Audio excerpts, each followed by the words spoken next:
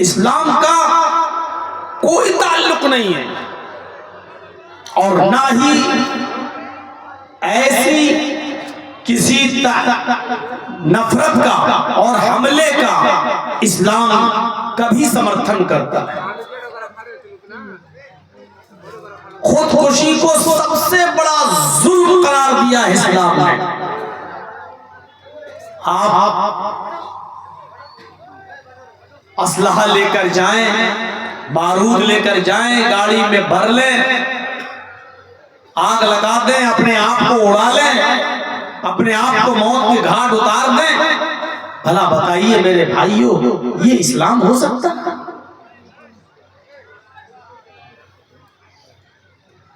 जिस चीज के जरिए कोई शख्स अपनी मौत को दावत देता है, मसलन जहर खा के मरता है खुद, तो मरने के बाद कयामत तक उसको यही सजा दी जाती रहेगी। आग में जल के मरता है तो आग में जलता रहेगा। पहाड़ से ऊपर कूद कर छलांग लगाकर अगर उसने खुदकुशी की है और मर गया तो यही अजाब उसको होता रहेगा। ये मौत हराम है। और हम और आप तो मामूली दर्जे के मुसलमान हैं। एक जंग में जंग लड़ते लड़ते एक सहाबी जब जख्मी हो गए, एक सहाबी जब जख्मी हो गए और तकलीफ बर्दाश्त नहीं कर सके तो उन पे रहा नहीं गया। किसी दूसरे सहाबी ने कहा, अल्लाह के रसूल देखिए अल्लाह की राह में कितना लड़ा है वो आदमी, उसने अपने आप को जख्मी कर लिया, कितना लड़ा, जिस्म पर कोई हिस्सा ऐसा नहीं जहां तलवार का वार ना हो, वो तो खुश नसीब है, वो तो जन्नती है।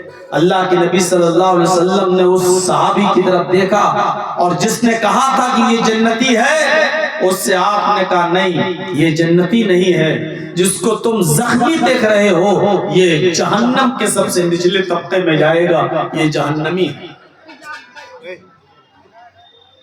उस सहाबी ने उसका पीछा करना शुरू कर दिया कि देखें कैसे जहन्नमी है, ये आदमी तो अल्लाह की राह में लड़ा है, जिहाद में शामिल हुआ है और अल्लाह के रसूल कह रहे हैं ये जहन्नमी है। देखें क्या है, ये कुछ दूर जाता है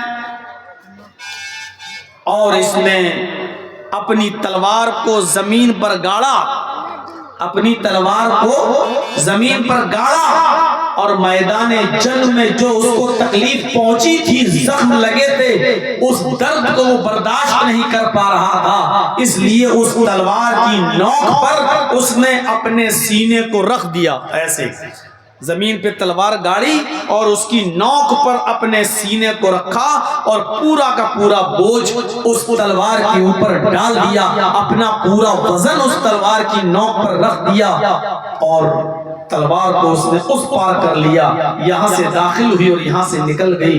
वो आदमी खुदकुशी कर गया, मर गया। वो सहाबी इस दुनिया से रुखसत हो गए। ये सहाबी आए जिन्होंने उसको खुदकुशी करते हुए देखा, तलवार अपने सीने पर लगाकर मरते हुए देखा, ये दौड़ते हुए आए और अल्लाह के नबी सल्लल्लाहु अलैहि वसल्लम से कहते हैं, बुखारी की रिवायत, अल्लाह के नबी अपना हाथ बढ़ाइए। आपने अपना हाथ बढ़ाया, सहाबी ने हाथ चूमा और कहा, अशहदु अल्ला इलाहा इल्लल्लाह व अशहदु अन्ना मुहम्मदन अब्दुहु व रसूलुहु। अल्लाह के रसूल में गवाही देता हूँ अल्लाह के अलावा कोई माबूद नहीं, और इस बात की भी गवाही देता हूँ कि आप अल्लाह के बंदे और उसके रसूल हैं। आपने जिसको जहन्नमी बताया था, मैं उसके पीछे पीछे गया, मैंने देखा कि ऐसा कौन सा काम करता है वो जहन्नम में जाने वाला। बिगैर नफ्सिन औ फसादिन फकअन्नमा क़तलन नास जमीआ। जिसने किसी एक इंसान को कत्ल किया, कुरान की ये आयत होते हुए कैसे कोई शख्स आत्मघाती हमला कर सकता है? कुरान की इस आयत को जो पढ़ेगा सच्चे दिल से, वो कभी हमले के बारे में सोच नहीं सकता। जो कुरान ये कह रहा हो, जिसने किसी एक मनुष्य को, एक इंसान को कत्ल कर दिया, नफ्स वाहिद, हिंदू मुसलमान सिख ईसाई की कोई कैद नहीं, किसी एक इंसान को कत्ल कर दिया, कोई भी हो, किसी भी धर्म का मानने वाला हो, अगर कोई शख्स किसी एक नफ्स को, एक मनुष्य को, एक इंसान को कत्ल कर देता है बिना उसकी गलती के, उसने न कोई फसाद बर्पा किया, न किसी को मारा, न उसकी कोई गलती, बिला कसूर अगर आपने किसी को कत्ल कर दिया, तो अल्लाह ताला क्या कह रहा है, एक इंसान के कत्ल को अल्लाह रब्बुल आलमीन ने फरमाया फकअन्नमा क़तलन्नास जमिया, उसने एक इंसान को कत्ल नहीं किया, उसने सारी दुनिया की मानवता को, सारी दुनिया की इंसानियत को कत्ल कर दिया। फकअन्नमा क़तलन्नास जमिया, उसने पूरे विश्व की मानवता को, उसने पूरी दुनिया की इंसानियत को मार डाला। एक इंसान के कत्ल को सारी दुनिया की इंसानियत का कत्ल बताया।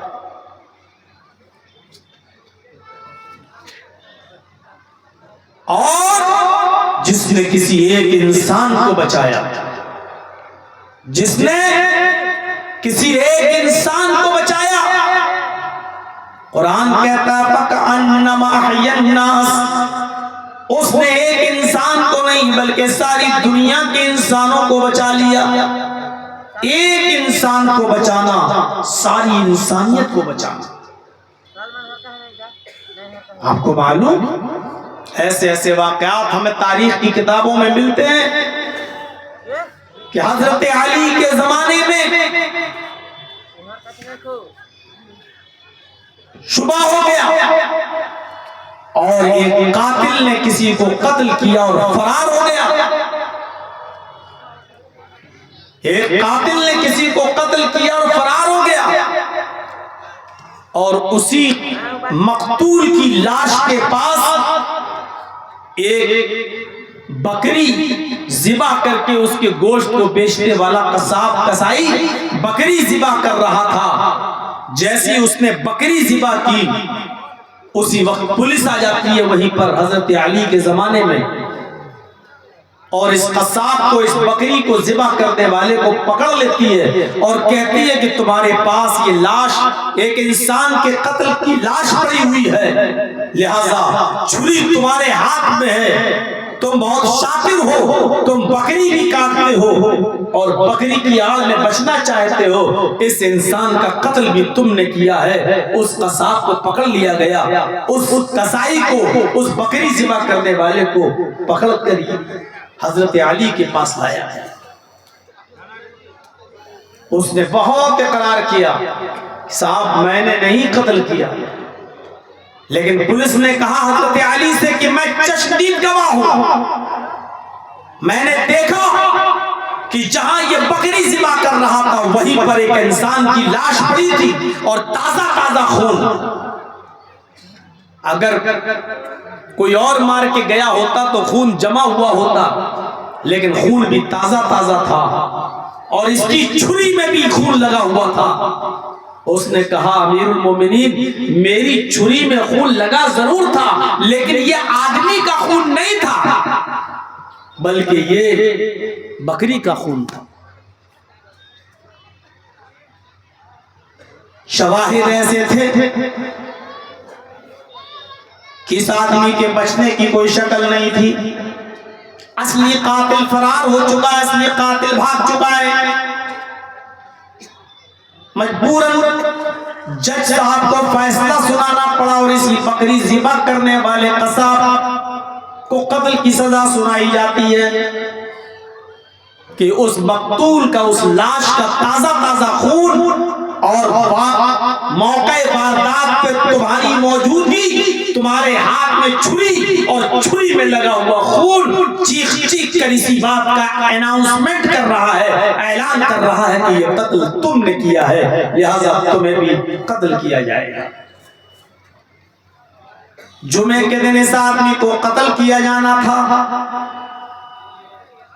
मैदान मक्तल में इस आदमी को लाया जाता है कत्ल के लिए। और जब मैदान मक्तल में इस आदमी को कत्ल के लिए लाया जाता है, जल्लाद दिया जाता है, इसको कत्ल करने के लिए बिठा दिया जाता है। इससे पूछा जाता है कि तुम्हारी कोई आखिरी तमन्ना हो, कोई आखिरी आरज़ू हो तो बताओ। ये आदमी कहता है कि मेरी कोई आखिरी तमन्ना नहीं, आखिरी आरज़ू नहीं है। हाँ, मैं इतना भी कहता हूं कि मैं बेकसूर हूं। जैसी जल्लाद इसकी गर्दन पर तलवार मारने वाले हुए, वैसे ही एक आदमी उसी मजमे में जो देखने आया था, वो चीख कर कहता है, अमीरुल मोमिनीन, आय अली, अमीरुल मोमिनीन, इस आदमी को कत्ल नहीं कीजिए, ये आदमी बेकसूर है, इस आदमी ने कत्ल नहीं किया है। हजरत अली ने जल्लाद को हुक्म दिया, रुक जाओ, और जिसने कहा कि ये कातिल नहीं है उसको बुलाया, इधर आओ।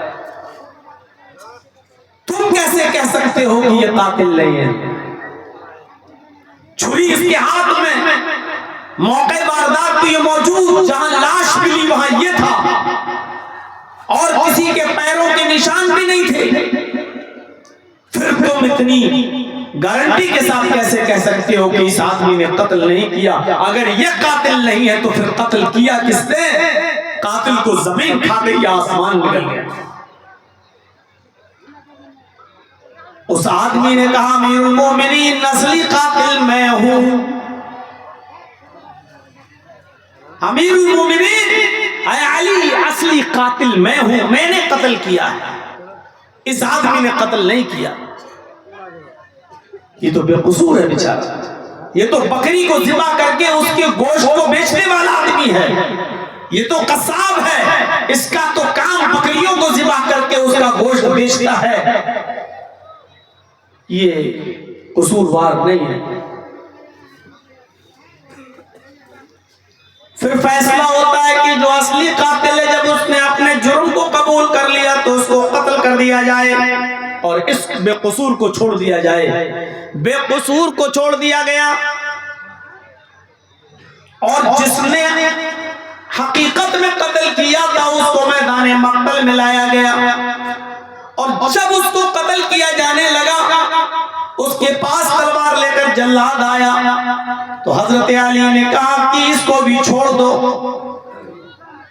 अगरचे ये कातिल है और इसकी सजा इस्लाम में कत्ल ही है, लेकिन इसकी एक नेकी ये भी है, अगर इसने एक को कत्ल किया है तो बहुत बड़ा जुर्म तो किया है, लेकिन इसने एक बहुत बड़ा नेक काम भी किया है। और वो नेक काम ये कि इसने वक्त पर आकर एक बेगुनाह और बेकसूर आदमी की जान बचा ली। हमें तो यही मालूम था कि वो कातिल है, अगर ये वक्त पर ना आता तो एक बेकसूर मारा जाता, एक बेगुनाह मारा जाता।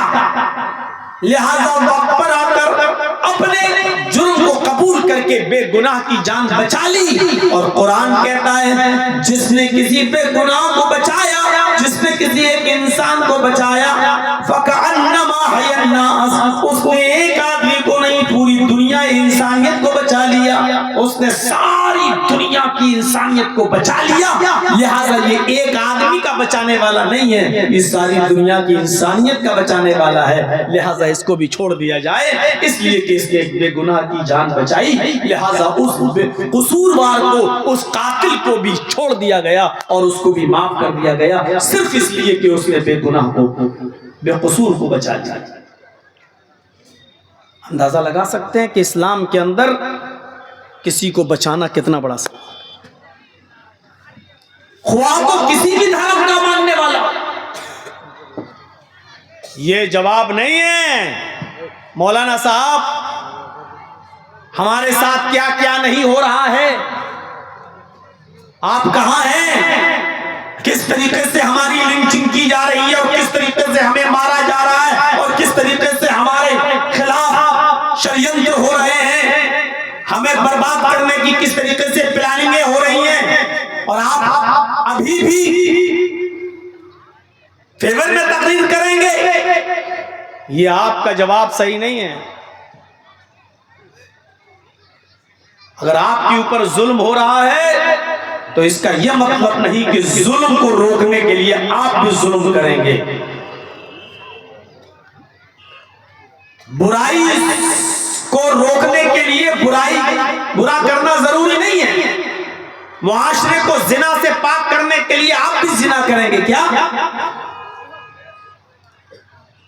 किसी गंदगी को धोने के लिए उसको गंदगी ही से साफ किया जाएगा क्या? कपड़े पर पेशाब लग गया हो, उस पेशाब को धोने के लिए आप पेशाब ही से उस कुर्ते को और उस पंजाबी को धोएंगे आप क्या? हमारे ऊपर कोई जुल्म कर रहा है तो जुल्म का जवाब हमें जुल्म से देना है क्या? नहीं। जब मक्का फतह हुआ, 10,000 सहाबा के साथ जब आप मक्के के अंदर दाखिल हुए, खाने काबा में घुस गए। आज मक्के की बागडोर खुद अल्लाह के नबी जनाबे मोहम्मद रसूलुल्लाह सल्लल्लाहु अलैहि वसल्लम के हाथों में, पूरे मक्के पर आपका कब्जा हो चुका है। खाने काबा में घुस गए। हजरत अली रज़ी अल्लाह ताला अन्हु के कांधे पर सवार थे आप। खाने काबा में जो 360 बुत रखे हुए थे, उन 360 बुतों को एक एक करके छड़ी से गिराते जाते, एक एक करके छड़ी से गिराते जाते और तोड़ते जाते।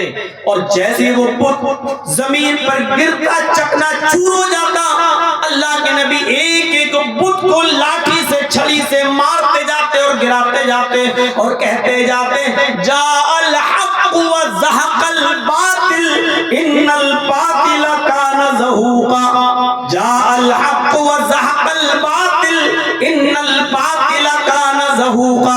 हक़ आ गया और बातिल मिट गया, और बातिल को तो मिटना ही था। जब आपने खाने काबा पर अपना परचम लहरा दिया, उसके बाद आपने फरमाया, आए मक्के वालों, जाओ आज तुम अपनी अपनी अर्जियां लेकर मेरे पास आओ, और मैं वादा करता हूं मैं तुम सबको माफ कर दूंगा। हुकूमत अपने हाथ में आ गई, मक्का की बागडोर अपने हाथ में आ गई, और उसके बाद आप कह रहे हैं कि मैं सबको माफ कर दूंगा। बताओ किसने क्या किया था? बहुत जुल्म किए थे तुमने हमारे मुसलमान साहबियों पर। मक्का छोड़कर उनको मदीना भागना पड़ा, फिर भी तुमको रहम नहीं आया। आज सहाबाए किराम कह रहे थे हम बदला लेंगे, आज तो मक्का की बागडोर हमारे हाथ में है, हम बदला लेंगे। लेकिन अल्लाह के नबी सल्लल्लाहु अलैहि वसल्लम ने कहा नहीं, आज कोई बदला नहीं लिया जाएगा। अपनी हुकूमत, अपनी यारादारी, मक्के पर अपना कब्जा, अपना तसल्लुत, लेकिन इसके बावजूद अल्लाह के नबी कह रहे हैं कि आज कोई बदला नहीं लिया जाएगा। ला तस्रीबा अलैकुमुल यौम, आज कोई किसी से बदला नहीं लिया जाएगा। आप चाहते तो कह सकते थे नहीं, तुम लोगों ने हमें मक्के से निकाला, तुमको हम निकालेंगे, तुमने हमारे सहाबा को मारा, आज हम तुम्हें मारेंगे। ये है इस्लाम, हम तुम्हारी भी बोटी बोटी करेंगे। अल्लाह के नबी ने फरमाया ला बलिल यौम यौमुल मरहमा, नहीं, साद गलत कह रहे हैं। आज का दिन टुकड़े टुकड़े कर देने का दिन नहीं है, आज का दिन बदले का दिन नहीं है। अल यौम यौमुल मरहमा, आज का दिन तो रहमो करम का दिन है, आज का दिन तो अफू दरगुजर कर देने का दिन है, आज का दिन तो एक दूसरे को माफ कर देने का दिन है। आज के दिन कोई किसी से बदला नहीं लेगा, जाओ मैंने सबको माफ कर दिया। ये था इस्लाम की मुख्य धारा और खास तालीम। आप दुश्मनों के साथ भी ये सलूक किया करते थे। और आज एक हमारा मामला देख लीजिए, हम थोड़ा संभलने की कोशिश करते हैं कि फिर इस तरीके के एक दो हादसे होकर फिर मुसलमानों को बदनाम करने की कोशिश की जाती है, और फिर ठप्पा लगाया जाता है कि ये मुसलमान दहशतगर्द होते हैं, ये मुसलमान आतंकवादी होते हैं। मेरे भाइयों, चेहरे पर दाढ़ी रखकर, सर पे टोपी लगाकर इस तरीके की वारदात अंजाम देकर क्या साबित करना चाहते हैं लोग? क्या ताल्लुक है इस्लाम का इससे?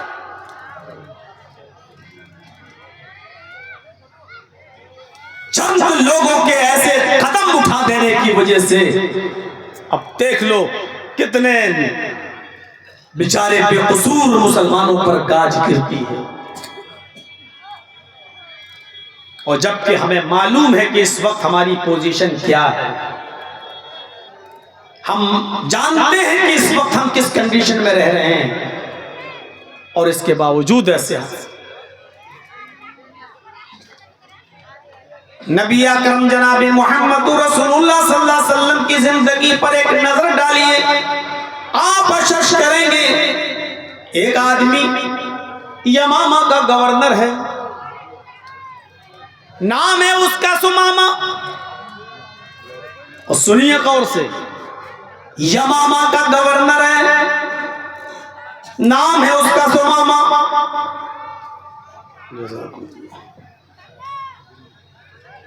नाम है उसका सुमामा। भेष बदल कर, शक्ल बदल कर मदीने में दाखिल होता है। और किस इरादे से दाखिल होता है सुनिए। भेष बदल कर, शक्ल बदल कर मदीने में दाखिल होता है। उसका इरादा था मुहम्मदुर रसूलुल्लाह को कत्ल कर दिया जाए। आज थोड़ा सा पता चल जाए, सिर्फ सीआईडी की रिपोर्ट, एलआईओ की रिपोर्ट, थोड़ी सी अगर किसी को पता चल जाए कि ये आदमी इस इदारे से, इस इरादे से दिल्ली में दाखिल हुआ कि ये प्रधानमंत्री पर हमला कर सकता था, चीफ मिनिस्टर पर हमला कर सकता है, बस इतना सा सुराग लग जाए, उसके बाद ऑटोमेटिक सबूत फराहम हो जाएंगे। कभी कभी तो ऐसा होता है, धमाका बाद में होता है, नाम पहले डिसाइड हो जाते हैं कि ये कौन है।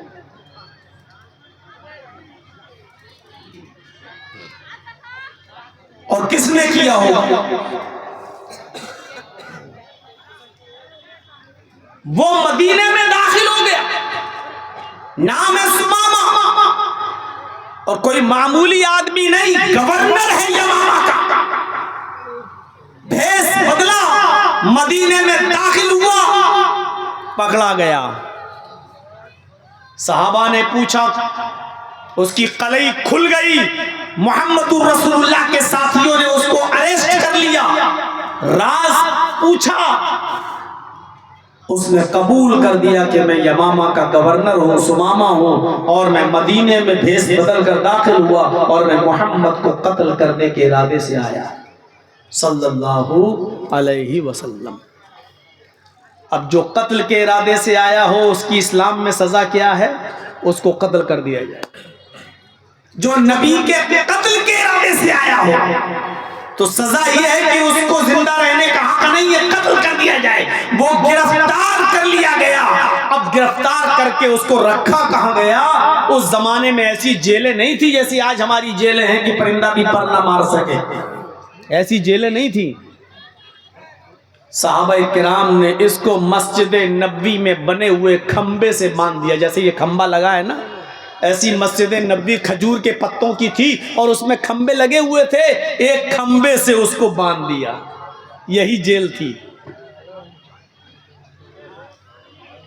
ज़ुहर की नमाज पढ़ने के लिए अल्लाह के नबी जनाब मोहम्मद रसूलुल्लाह सल्लल्लाहु अलैहि वसल्लम जब मस्जिद में दाखिल होते हैं, जैसी मस्जिद में गए, मस्जिद नबी के अंदर खंबे से बंधे हुए एक आदमी को देखा। आपने साहबा से पूछा, ये कौन है? लोगों ने बताया, अल्लाह के नबी ये सुमामा है, यमामा का गवर्नर है, आपके कत्ल के इरादे से मदीने में दाखिल हुआ और पकड़ा गया। हम इसको गिरफ्तार करके यहाँ लाए हैं, आपका जो हुक्म हो इसके साथ वही सुलूक किया जाए। आपने कहा, अच्छा यमामा का गवर्नर है, सुमामा है कहाँ?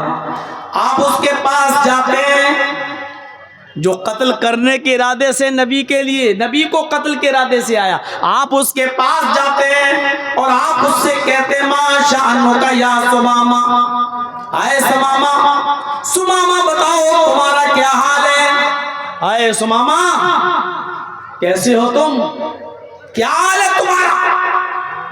और सुमामा नजरें घुमाकर टेढ़ी नजर करके कहता है, गिरफ्तार करा के मेरा हाल पूछता है। अकड़ देखो, अकड़ मदीने में है, गिरफ्तार है, और अकड़ देखो मोहम्मदुर रसूलुल्लाह से कह रहा है, गिरफ्तार करा के मेरा हाल पूछता है। आपने साहबा से पूछा, इसको परेशान तो नहीं किया? साहबा ने कहा, अल्लाह के रसूल गिरफ्तारी किया है और तो कुछ किया नहीं, बस बांध दिया है मैंने, न इसको मारा न पीटा, खाना पीना वक्त पर दिया।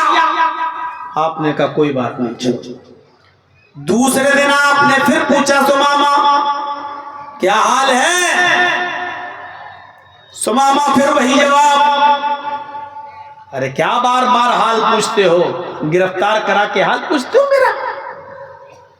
आपने कहा, सुमामा अच्छा ये बताओ तुम्हारे साथ क्या सलूक करूं? तुम मेरे कत्ल के इरादे से आए और पकड़े गए, तुम ही बताओ इसकी क्या सजा होनी चाहिए? तुम ही जवाब दो, चलो हम कुछ नहीं बोलते, तुम बताओ इस जुर्म की सजा क्या है?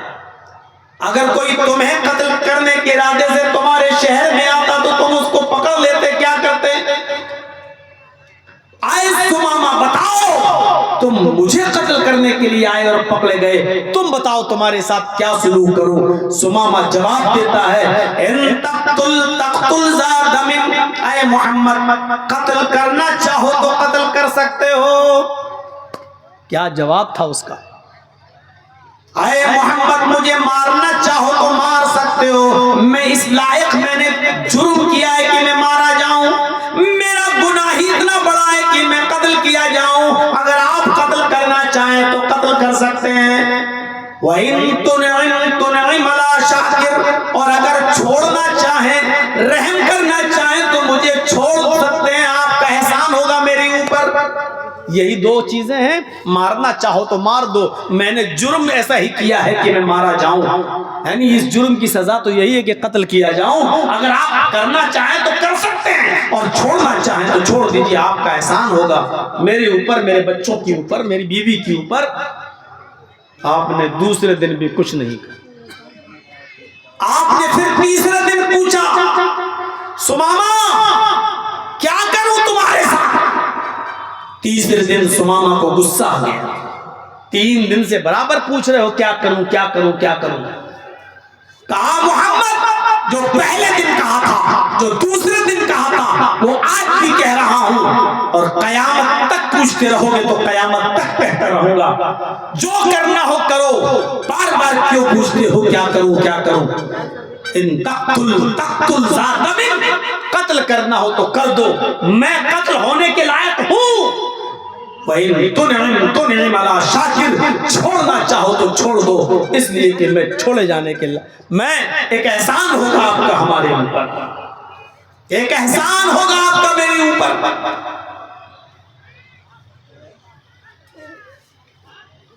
तीसरा दिन था, अल्लाह के नबी ने कहा, अच्छा ठीक है सुमामा, मैंने फैसला कर लिया है। सुमामा कहता, क्या फैसला किया? हटाना ही साहब।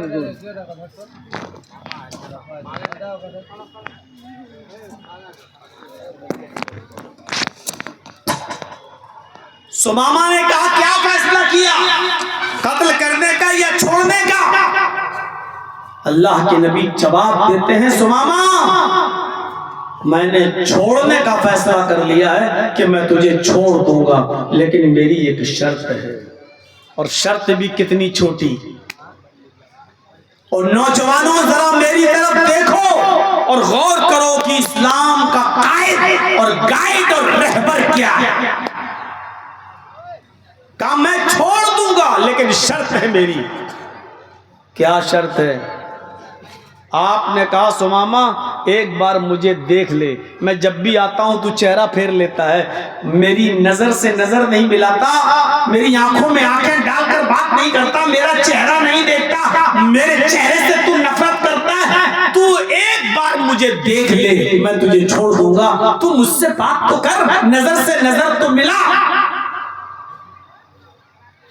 आप ही बताइए, मौलवी जर्जीस को अगर फांसी की सजा हो जाए और मोदी जी हमसे ये कहें कि हे मौलाना एक बार तू हमको देख ले, हम तुझे छोड़ देंगे, तेरी सजा माफ करा देंगे, कर देंगे, तो हम देख लेंगे या नहीं देख लेंगे? अरे जान बच रही है, हम तो फौरन देख लेंगे। लीजिए मोदी जी छोड़ दीजिए।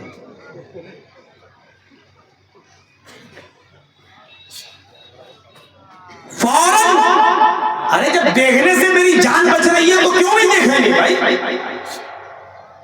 अल्लाह के नबी ने भी कहा कि सुमामा तू मुझे देख ले, मैं छोड़ दूंगा। तो उसको देख लेना चाहिए था कि नहीं देख लेना चाहिए था? जान बच रही। लेकिन उसके जुमले देखो, उसके वर्ड्स देखिए। उसने कहा ए मोहम्मद, मैंने ईरान का बादशाह देखा, मैंने तुरान का बादशाह देखा, मैंने शाम का बादशाह देखा, मैंने मिस्र का बादशाह देखा, मैंने उर्दू का बादशाह देखा, मैंने अलजायर का बादशाह देखा। बड़े बड़े बादशाहों की शक्लें देखी। नहीं देखता तुझे, जा क्या कर लेगा तू? मेरा कत्ल करना है कर दे। नहीं देखता तेरा चेहरा। आपने कहा मेरा चेहरा देखने में तुझे क्या दिक्कत है?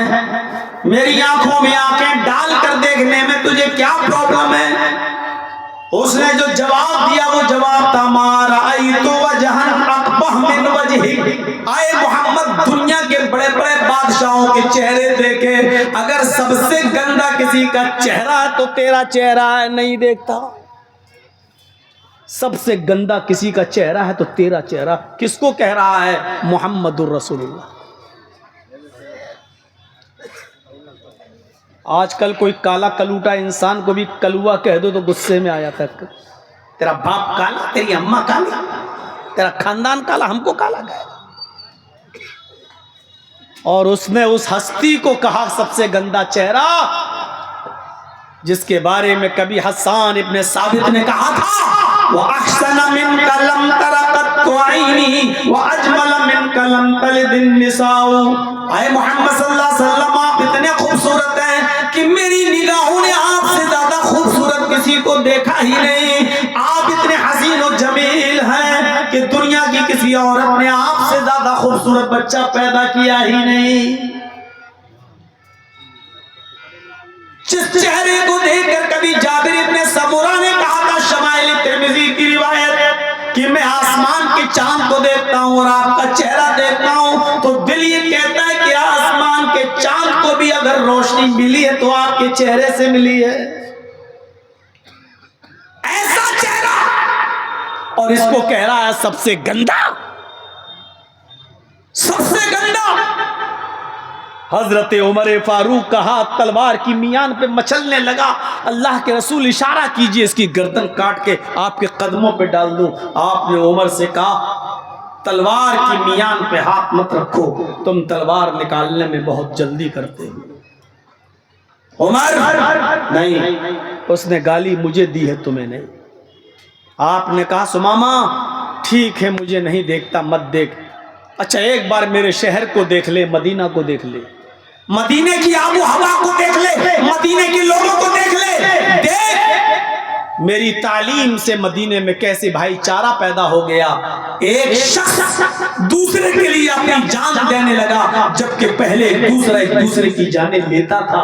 आज ये लोग कैसे हो गए? जरा मेरे शहर मदीने को देख ले। कहने लगा मोहम्मद न तेरा चेहरा देखता न तेरा शहर मदीना देखता। जा, मैंने ईरान देखा, मैंने शाम देखा, मैंने मिस्र देखा, मैंने फिलिस्तीन देखा, मैंने सीरिया देखा, मैंने उर्दू देखा, मैंने बड़े बड़े मुल्क देखे। सबसे गंदा किसी का शहर है तो तेरा शहर मदीना है, नहीं देखता तेरा शहर। तुझे जो सजा देना हो दे। गौर करो, हमारे कब्जे में, हमारी मुट्ठी में, हमारे कब्जे में, और हम ही को गाली दे रहा हो कि चांद नहीं देखता।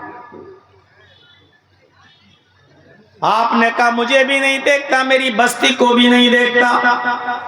आए सुमामा, तू भी याद करेगा कि तुझे कौन मिला है। जा, मैंने तुझे छोड़ दिया, तू अपने घर जा। तेरी बीवी तेरे इंतजार में होगी, तेरे बच्चे तेरे इंतजार में होंगे। ये उस वक्त माफ कर रहे हैं जब बदला लेने की पूरी ताकत अपने हाथ में थी। बदला लेने की पूरी ताकत अपने हाथ में, इंतकाम लेने की पूरी अथॉरिटी अपने हाथ में, लेकिन उस वक्त उसको माफ कर रहे हैं कि जाओ, छोड़ दिया तुझे, जा। जब उसकी रस्सी छोड़ी तो कहने लगा, मोहम्मद सल्लल्लाहु अलैहि वसल्लम, भरोसा कैसे कर लूं कि मैं अपने घर तक पहुंच जाऊंगा। यहां छोड़ दिया, निकलूंगा। मदीना छोटा सा शहर नहीं, बड़ा शहर है। मक्के तक पहुंचते पहुंचते पता नहीं तेरा कौन आदमी मुझे कत्ल कर दे, कौन आदमी मुझे मार दे। इस बात की गारंटी क्या है, यहां से छोड़ दिया तो मैं घर तक खैरियत से पहुंच जाऊंगा। आपने कहा, सुमामा, इसीलिए मैंने कहा था कि मेरा शहर मदीना देख ले। मैं जिसको छोड़ दिया, मेरा कोई सहाबी उस आदमी को कत्ल नहीं कर सकता है। तूने मेरे वफादार सहाबा को देखा कहां है? अब तुझे डर लगता है कि मैं मक्के तक पहुंचूंगा कैसे? तो आए उमर, अब तुम्हारी जिम्मेदारी है, इस आदमी को मक्के के बॉर्डर तक छोड़ के आओ। बॉडीगार्ड किसको बना दिया?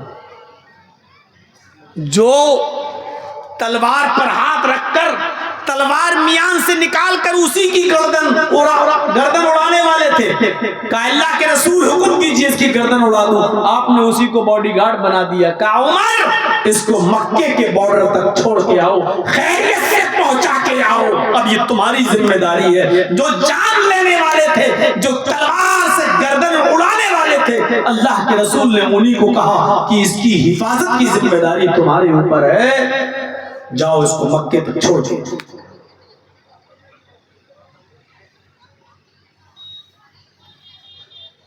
हजरत उमर सोचते तो अच्छा सोच सकते थे, चलो ठीक है, अकेले में मार दूंगा, नबी भी नहीं होंगे, काम तमाम कर दूंगा इसका। लेकिन नहीं, अब हिफाजत की जिम्मेदारी नबी ने दी है। अब इसकी हिफाजत मेरे जिम्मे है, पहुंचाना इसको मेरे जिम्मे।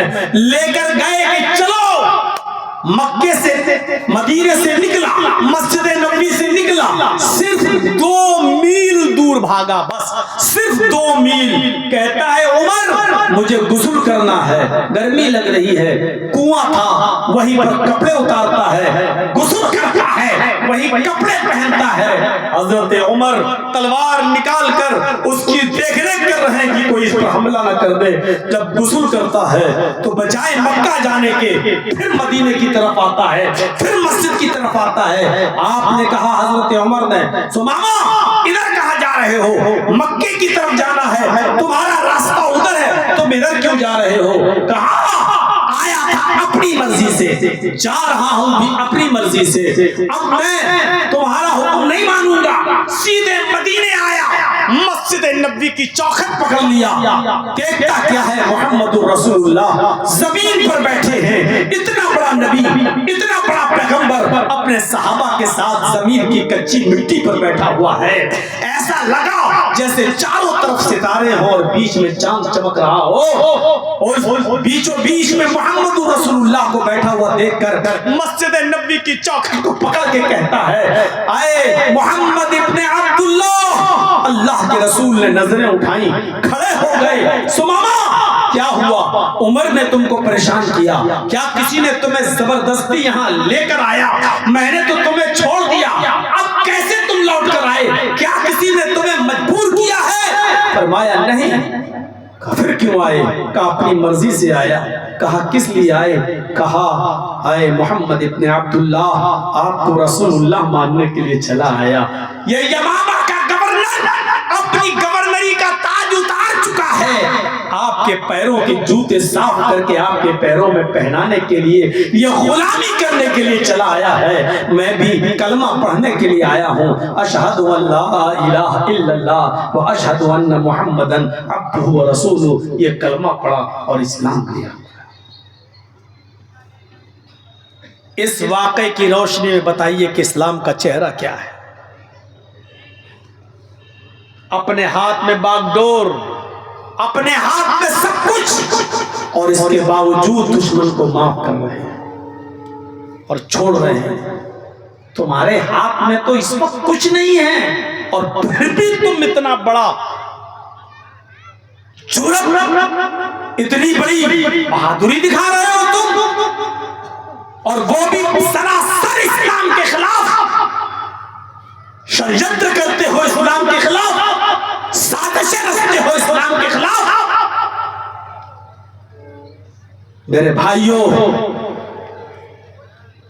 जिंदगी भर मौलवी मदरसों के जलसों में, मस्जिदों के जलसों में, मिंबरों मेहराब से इस्लाम की रहमत का तस्करा करते हैं, और चंद ये गुंडे किस्म के दहशतगर्द लोग उड़ते हैं और एक दो आतंकवादी हमला करके सारे मौलवियों की फैलाई हुई दावतों तबलीग पर पानी फेर देते हैं, जुल्म करते हैं इस्लाम के ऊपर। ऐसे लोगों का इस्लाम से कोई ताल्लुक नहीं है, इस्लाम के अलिफ से भी वाकिफ नहीं है ये लोग। इस तरीके का कायराना हमला। वो औरत बेचारी एक रो रही थी, जिसका शौहर ई रिक्शा चलाता था, ई रिक्शा, अपने बच्चों का पेट पालता था, मेरठ का रहने वाला था, और इस हमले में मारा गया। वो भी अपना था, मुसलमान था, और जब उसकी बॉडी मेरठ पहुंचाई गई तो उसकी बीवी रोने लगी और मेरठ पहुंचकर कहने लगी कि इसको मेरठ में, इसके माँ बाप के कब्रिस्तान में नहीं, इसको हमारे दिल्ली में इसको दफन किया जाएगा। 6 घंटे तक माँ कहती है कि बेटे, बहू ये जुल्म मत कर, तेरे बेटे का सब कुछ यही, मेरे बेटे का सब कुछ यही था, मेरे कब्रिस्तान में दफन हो जाने दे। और बीवी उसकी कह रही थी, बहू माँ की, कि नहीं, मैं पूरी जिंदगी अपने शौहर के साथ नहीं रह सकी, कम से कम दिल्ली के कब्रिस्तान में अगर मेरा शौहर दफन हो जाएगा तो मेरे बच्चे जब बड़े होंगे तो मैं अपने बच्चों को उसकी कब्र दिखाकर ये कह तो सकती हूँ कि तुम्हारा बाप यहाँ दफन है। तुम्हारे इन हमलों में ऐसे मजबूर लोगों की जाने गए, ई रिक्शा चलाकर अपने बीवी और बच्चों के पेट पालने वाले मुस्लिम लोगों की भी जान। और तुम समझते हो कि तुम्हें जन्नतुल फिरदौस मिल गई। यह जुल्म है इस्लाम के ऊपर, कोई रिश्ता नहीं है इस्लाम का इससे। इस्लाम वो है जो अभी मैंने आपके सामने पेश किया, जाओ मैं तुझे छोड़ रहा हूं, तेरी बीवी तेरा इंतजार कर रही है, तेरे बच्चे तेरा इंतजार कर, और आता है 2 मील भागता है, गुस्ल करता है, कुएं पे नहाता, फिर लौट कर आता है और कहता है, आए मोहम्मद सल्लल्लाहु अलैहि वसल्लम, आपको रसूलुल्लाह मानने के लिए चला आया। ये है इस्लाम। उसको आजाद कर दिया, लेकिन उसका दिल अब अंदर से गवाही दे रहा है, जब तक रसूलुल्लाह को देखा नहीं था तब तक नहीं मान रहा था, और जब देखा तो देखते ही कहने लगा, ये चेहरा किसी झूठे का चेहरा हो नहीं सकता। ये है लक़द जाअकुम रसूलुम मिन अनफुसिकुम अज़ीज़ुन अलैहि मा अनित्तुम। ये तो गैर मुस्लिमों के साथ रहम था मोहम्मद रसूलुल्लाह सल्लल्लाहु अलैहि वसल्लम का। तुम्हारे पास एक ऐसे पैगंबर तशरीफ ला चुके हैं, तुम्हारे पास एक ऐसे रसूल आ चुके हैं, तुम्हारे पास एक ऐसे पैगंबर तो आ चुके हैं, तशरीफ ला चुके हैं जो तुम्हारी में से हैं, तुम्हारी जिन्स से हैं, यानी वो भी इंसान हैं। अज़ीज़ुन अलैहि मा अनित्तुम, तुम्हें जो तकलीफ पहुंचती है उनको भी नागवार गुजरती है, यानी तुम्हारी परेशानी को वो अपनी परेशानी समझते हैं। तुम्हारे पैर में कांटा चुभता है तो उसका दर्द और उसकी तकलीफ मोहम्मद रसूलुल्लाह अपने दिल में महसूस करते हैं। दर्द तुम्हें होता है, तकलीफ तुम्हें होती है, उसका दर्द मोहम्मद रसूलुल्लाह महसूस करते हैं। हरीसुन अलैकुम, वो तुम्हारे फायदे के लिए बड़े हरीस हैं, बड़े मुतमन्नी हैं, ख्वाहिशमंद हैं। वो चाहते हैं कि तुम्हें हमेशा फायदा ही फायदा हो। बिलमुमिनीन रऊफुर रहीम, और मोमिनों के साथ उनकी राहत और रहमत अजीब गरीब है, यानी बड़ी खास है। वो मोमिनों के साथ बहुत खास मेहरबान है। अभी तो मैंने काफिरों के साथ बता दिया, वो कैदी था, सुमामा था, यमामा का गवर्नर था, दुश्मन था। उस दुश्मन के साथ और फतेह मक्का के मौके पर 10,000 सहाबा का दाखिला और पूरे मक्के के लोगों को माफ कर देना और कह देना कि जाओ तुम सब आजाद हो। ये थी नबी की गैर मुस्लिमों के साथ रहमत। लेकिन अपनों के साथ रहमत क्या थी मालूम? तुम्हारी तकलीफ वो अपनी तकलीफ महसूस करते हैं, तुम्हारे दर्द को वो अपना दर्द समझते हैं।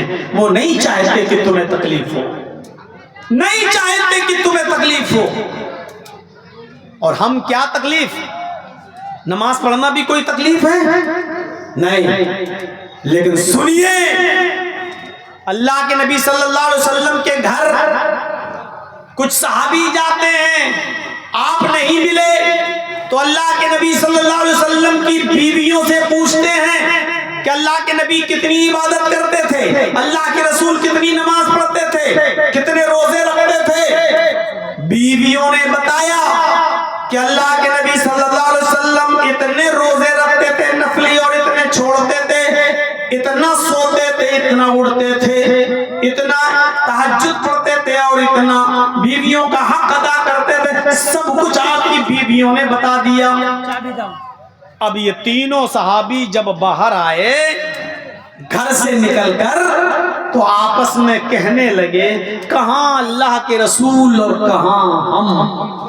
हमारा और अल्लाह के रसूल का क्या मुकाबला? अल्लाह के रसूल तो बख्शे बख्शाए हैं, अल्लाह के नबी तो जन्नती हैं, वो तो नमाज न भी पढ़े तो जन्नती हैं, वो तो अमल न करें तब भी अल्लाह उनको जन्नत देकर रहेगा। हमें तो और ज्यादा इबादत करनी चाहिए, यानी नबी से ज्यादा नमाजें पढ़ना चाहिए, नबी से ज्यादा रोजे रखना चाहिए। उन्होंने अल्लाह के नबी सल्लल्लाहु अलैहि वसल्लम से भी ज्यादा इबादत में आगे बढ़ने की कोशिश की। तो उसमें एक सहाबी कहते हैं, ठीक है, आज के बाद मैं कभी भी दिन में रोजा नहीं छोड़ूंगा, हमेशा रोजा रखूंगा। सुनिए, तीन सहाबी, तीन बातें। एक सहाबी ने कहा मैं हमेशा रोजा रखूंगा, कभी नहीं छोड़ूंगा, आज के बाद कभी रोजा छोड़ूंगा ही नहीं, रोजे ही रखता रहूंगा, दिन में रोजे रखूंगा। दूसरे सहाबी ने कहा अच्छा तुम दिन भर रोजा रखोगे, कभी नहीं छोड़ोगे? कहा नहीं। तो दूसरे ने कहा आज से मैं रात भर नमाज पढ़ूंगा और कभी नहीं सोऊंगा। एक ने कहा मैं दिन भर रोजा रखूंगा, कभी नहीं छोड़ूंगा।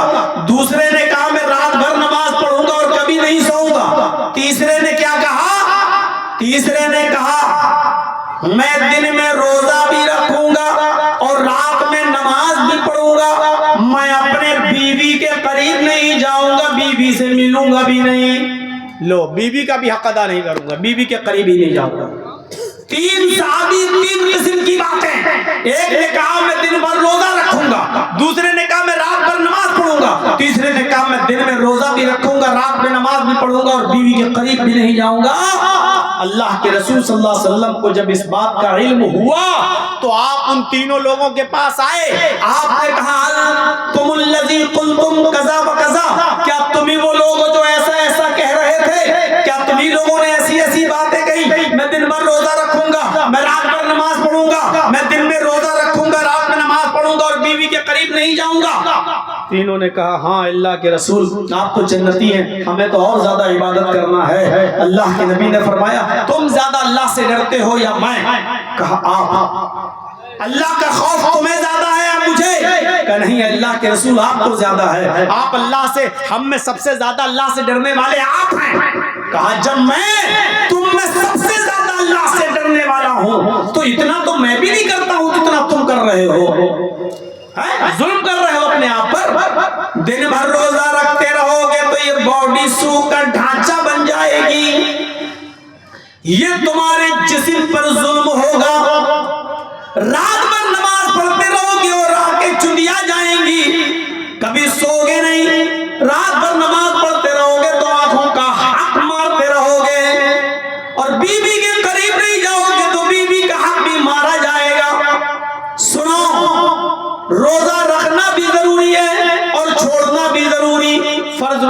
बात नहीं कर रहा हूं मैं, यहाँ नफली रोजे की बात कर रहा हूं, नफली।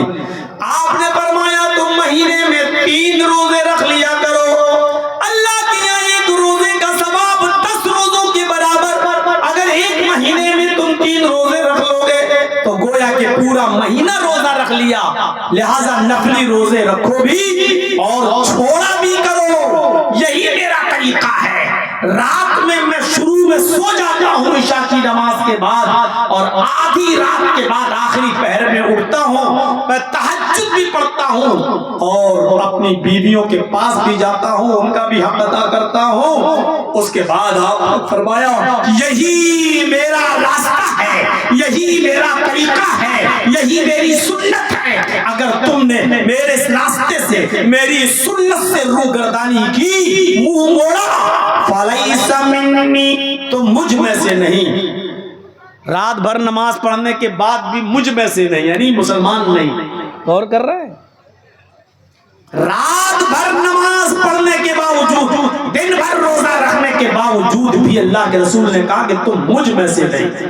आज हमारी रातें कहां जाती हैं? कैरम बोर्ड खेलने में। आज हमारी रातें वहां बर्बाद होती हैं, टूर्नामेंट, पूरा मैच पूरी रात नजर कर देने में, पूरी रात। अरे अल्लाह के बंदो, अल्लाह के नबी तो रात भर नमाज पढ़ने की इजाजत नहीं दे रहे हैं, पूरी रात नमाज पढ़ने की इजाजत नहीं दे रहे हैं। आप पूरी रात टूर्नामेंट खेलेंगे, आप पूरी रात मैच खेलेंगे। जब पूरी रात नमाज पढ़ना जायज नहीं है तो आपको किसने इजाजत दे दी कि पूरी रात कैरम बोर्ड खेलें और पूरी रात क्रिकेट खेलने में गुजार दें? कहां है? अल्लाह के नबी नमाज पढ़ने वाले सहाबी से कह रहे हैं वो मुझ में से नहीं। रात भर नमाज पढ़ने के बावजूद कह रहे हैं मुझ में से नहीं। हाँ, जिन रातों को जागने का हुक्म है जागिए। रमजान में शब कदर आती है, 5 रातें आती हैं, 21, 23, 25, 27, 29। आप शब कदर है, उसमें अगर आपको अल्लाह की इबादत करते रहिए, और जो अल्लाह की इबादत करता हुआ अल्लाह को मिल गया। इन 5 रातों में कोई एक रात है, और उस रात को अगर आप अल्लाह की इबादत करते हुए पाए गए तो वो एक रात की इबादत का सवाब 1000 महीनों की इबादत से ज्यादा बढ़कर है। लैलतुल क़द्र खैरुम मिन अल्फ़ि शहर। तो जो जज़ाकुमुल्लाह, तो जो है वो आप अपनाइए मेरे प्यारे साथियों। और जो रातें नहीं जागना है उसको क्रिकेट में और टूर्नामेंटों में खेल के अपने ऊपर मुसीबतें मोल मत लीजिए, अपने आप को हलाक और बर्बाद मत कीजिए, अपनी रातें खराब मत कीजिए। अल्लाह के नबी ने फरमाया तुम्हारे ऊपर तुम्हारी आंख का भी हक है, तुम्हारे ऊपर तुम्हारे जिस्म का भी हक है, तुम्हारे ऊपर तुम्हारी बीवी का भी हक है। बीवियों को शिकायतें मिलती रहती हैं कि तुम रात के 12 बजे आ रहे हो, 1 बजे आ रहे हो, कहां हो? क्यों? आपकी बीवी है, आपसे इतना भी नहीं पूछेगी? ये हक नहीं है उसका क्या? अब आप उसको ये कहकर छुटकारा नहीं पा सकते होगे तुम मेरी जिम्मेदार नहीं हो, मेरी मालिकन नहीं हो, तुम मुझसे ये सवाल नहीं कर सकती हो। अगर आप अपनी बीवी के एक मिनट का हिसाब ले सकते हो तो बीवी भी आपसे पूछ सकती है कि आपकी ड्यूटी तो 5 बजे तक है, आप 5 बजे से लेकर रात के 12 बजे तक कहां रहते हैं? आपसे पूछने का हक है उसको, और आप उससे यह हक छीन नहीं सकते। खुद अल्लाह के नबी ने कहा तुम्हारे ऊपर तुम्हारी बीवी का भी हक है।